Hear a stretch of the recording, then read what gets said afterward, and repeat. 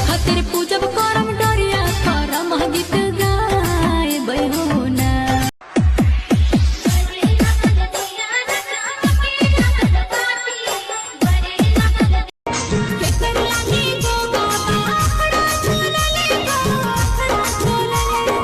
कौन साड़ी लग देबे ऐसो कर में कर्म ऐले गोपिया आशीषवा मोगी दुलरी दीपकवा मोगी झगड़ी कौने जंगलवा में हरा हरा पातरे कौने जंगलवा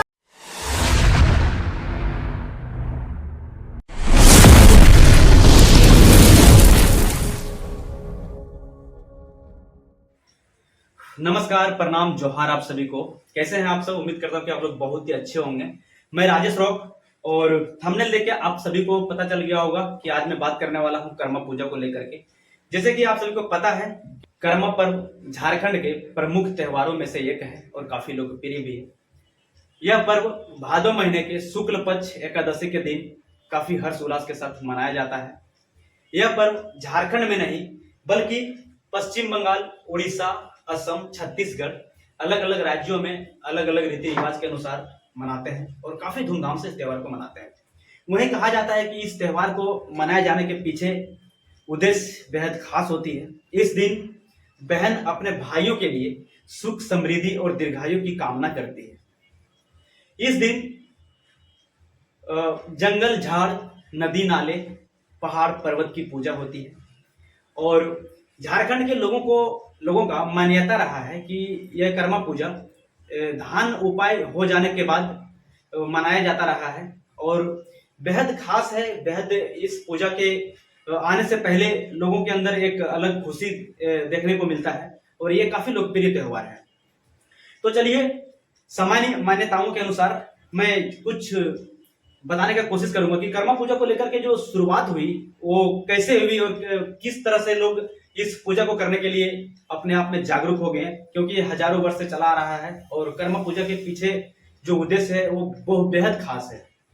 कहा जाता है कि एक गांव में एक पति पत्नी रहती थी जो बेहद गरीब परिवार से बिलोंग करती थी और खास बात यह है कि उनके घर संतान प्राप्ति नहीं हुआ था।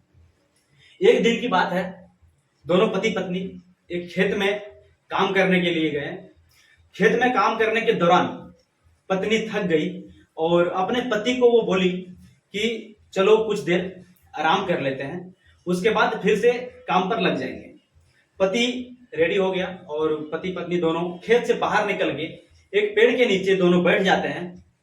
बैठने के बाद पत्नी को तो थकावट हो गया होता है, पत्नी थक जाती है और पति के कांध पे ऐसे माथा रख करके सो जाती है और उसको नींद आ जाता है।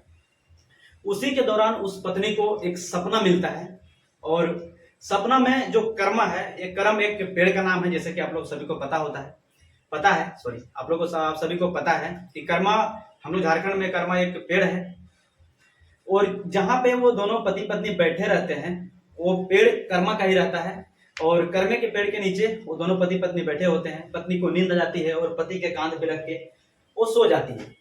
सोने के क्रम में उस पत्नी को एक सपना मिलता है, ये कर्मा को लेकर के। कर्म बाबा उसको सपना देते हैं कि अगर आपको संतान प्राप्ति नहीं हो रहा है तो मेरा एक डाली काट करके आप अपने घर ले जाइए और घर के आंगन में या किसी मैदान, किसी अखाड़े में, जो कहा जाता है अखाड़े में, आप मुझे पूजा कीजिए तो आपके घर सुख, समृद्धि और बेहद तरक्की होगा और आपको संतान भी प्राप्ति होगा।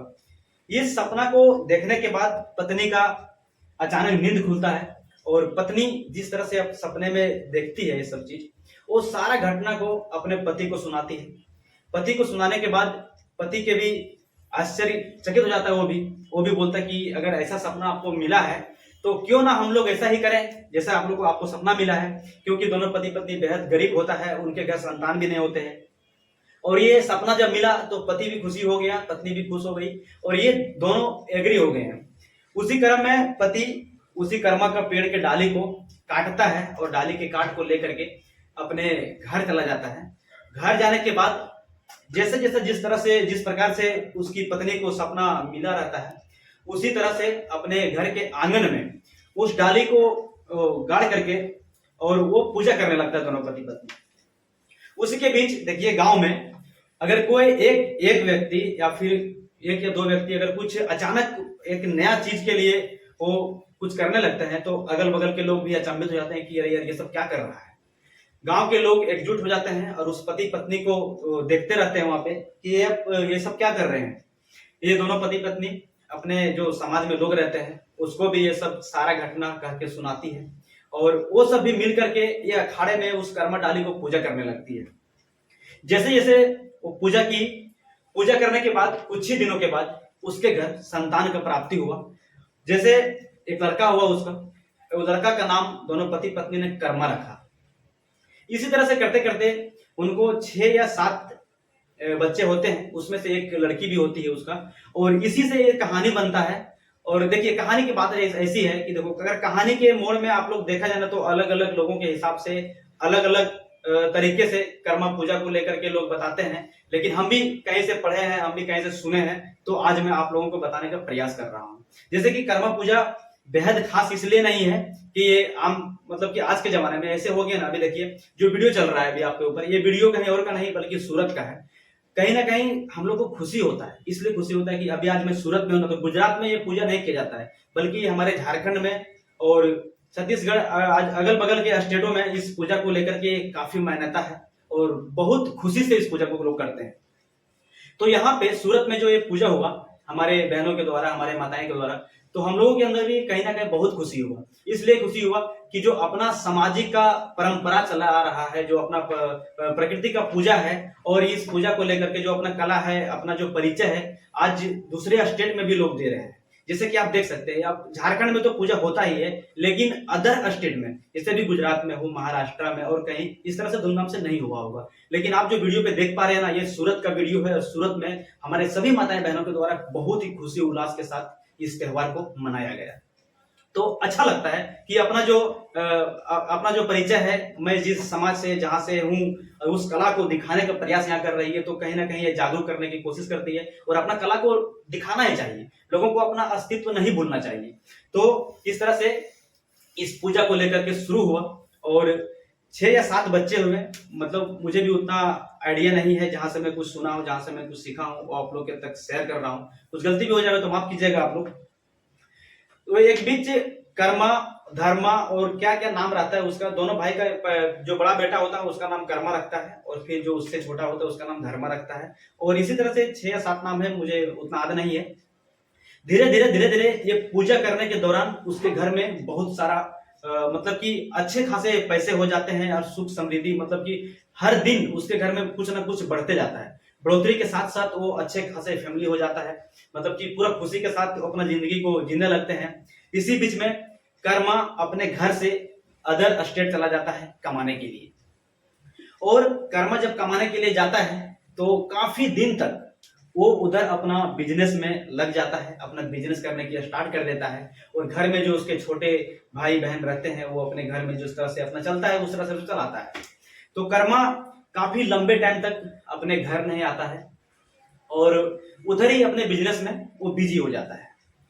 बड़ी मतलब काफी दिनों के बाद कर्मा जब रिटर्न अपने घर आता है, घर आने के दौरान वो देखता है कि लोग एक अखाड़े में एक डाली को पूजा कर रहा होता है और उसी पूजा में उसके जितने भाई बहन होती है वो लीन हो रहती है। लीन मतलब कि पूरा खुशी से झूम उठते हैं, खुशी के साथ ये पूजा को करते हैं। और जब उसका छोटा भाई और बहन देखती है कि हमारे बड़े भैया बाहर से चल करके बहुत काफी दिनों के बाद आया है कर्मा भाई, फिर भी देखने के बाद ये अपने छोटे भाई बहन खुशी जाहिर नहीं करते हैं, तो कर्मा को गुस्सा आ जाता है।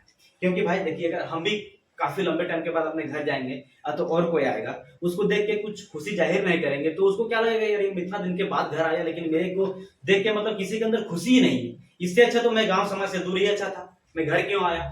तो उसको गुस्सा आ जाता है। गुस्सा आने के क्रम में कर्मा होता है वो क्या करता है, जो अखाड़े में उस डाली को पूजा कर रहे होते लोग, उस डाली को उखाड़ करके फेंक देता है। फेंकने के क्रम में जितने भी उसके घर समाज में लोग पूजा कर रहे होते हैं, सभी के ऊपर मतलब नीचे गिरने की, जैसे बोलते हैं ना कि उसके ऊपर असर पड़ना शुरू हो जाता है। जो उसके साथ खुशी था, जो उसके साथ तरक्की था, वो तरक्की नहीं होता है, धीरे धीरे सब कमजोर हो जाता है, सब खत्म हो जाता है। खत्म होने के बाद अलग तरीके से फिर उनको कई कहानी इस तरह है कि फिर उसको शायद सपना मिलता है कर्मा को कि आप ऐसा क्यों किए, इसलिए आपको ये नुकसान हो रहा, झेलना पड़ रहा है, आपके अंदर ये नुकसान हो रहा है। तो कर्मा को जब सपना मिलता है तो फिर उसको उसके दिमाग में ये आता है कि अरे यार ये तो मैं गलत किया।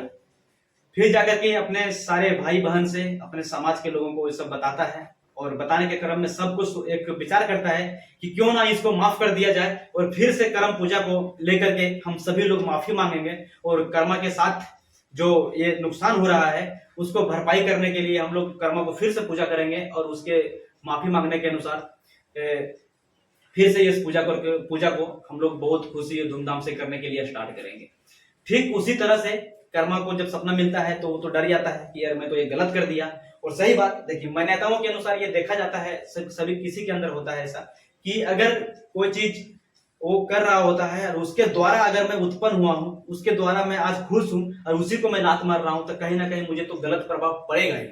इसके लिए कर्मा को एहसास हो जाता है कि ये तो मैं गलत किया, जहां तक आज मेरा घर, फैमिली, समाज जो भी है उसी के बदौलत था, और आज मैं उसी को लात मार दी, तो उनको नुकसान होना स्टार्ट हो गया था। फिर उसका सपना मिला तो फिर से दोबारा ये काम सभी लोग माफी मांगते हैं, और ज्यादा बहन पूजा को ज्यादा लेकर के करती है, क्योंकि देखिए बहन जो होती है ना, इस पूजा को मान्यता इसलिए नहीं दिया गया है कि बहन भाई का पूजा है।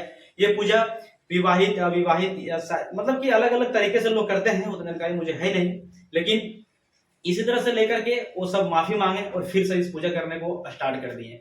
पूजा स्टार्ट करने के बाद कुछ ही दिनों के बाद फिर से उसके घर में सुख समृद्धि और तरक्की होने लगा, अच्छे खासे बिजनेस करने लगा। फिर सब कोई इस पूजा को काफी धूमधाम से मनाते चले गए, और आज तक इस पूजा मनाया रहा है। तो कुछ इस तरह से कर्मा पूजा को लेकर के कहानी है। ये पूजा भाई बहन का नहीं, एक प्रकृति का पूजा है, और ये पूजा अच्छे फसल, अच्छे समाज में सुधार, मतलब कि कई तरह से जो जितना भी आपके सामने दिख रहा है, जितना भी हमारे सामने दिख रहा है, पेड़ पौधे कुछ भी, ये सब का पूजा है, और सब सुख समृद्धि के लिए इस पूजा को किया जाता आ रहा है। जैसे कि ये पूजा 7 या 9 दिन का होता है। गांव इस पूजा में 7 प्रकार का या अलग अलग प्रकार का जो अनाज होता है, उस अनाज को बोया जाता है, और उसी अनाज के डाली के साथ बहन लोग पूजा करते हैं। और 7 या 9 दिन के बाद इस डाली के साथ साथ जो जोवा होती है, वो जोवा को और डाली को नदी में या तालाब में बहाया जाता है। कुछ इस तरह से ये त्योहार मनाते आ रहे हैं, और काफी लोकप्रिय त्योहार है। तो उम्मीद करता हूँ कि वीडियो आप लोगों को अच्छा लगा होगा, और अगर कुछ हमारी तरफ से गलती हुआ हो तो आप लोग माफ कर दीजिएगा, क्योंकि जहां तक जो जानकारी था, जहां से मैं कुछ सीखा था, कुछ देखा था, वो आप लोगों को शेयर किया। और काफी शेयर करने का खास मकसद यही था कि अभी के जनरेशन में ये जो अपना संस्कृति है ना, कुछ नृत्य करने का, डीजे के साथ लोग डांस करते हैं, तो एक जनरेशन के हिसाब से कहीं ना कहीं चेंज हो रहा है। आप लोग को भी गलत लगता होगा या तो फिर सही, तो पता नहीं, क्योंकि आजकल हर जगह पे डीजे के गाने के साथ लोग अलग अलग तरीके से डांस करते हैं। लेकिन हमारे झारखंड में बहुत जगह अपना जो सांस्कृतिक नृत्य है वो आज भी करते हैं, और बहुत खुशी उल्लास के साथ करते हैं। तो कुछ इस तरह से सूरत में भी कर्मा त्योहार मनाया गया। तो कैसा लगा वीडियो आप सभी को कमेंट में जरूर बताइएगा, और अगर कुछ गलती हुआ हो हमसे तो माफ कर दीजिएगा। चलिए मैं फिर मिलता हूँ नेक्स्ट ब्लॉग वीडियो में, तब तक के लिए आप सभी को जय हिंद, जय भारत।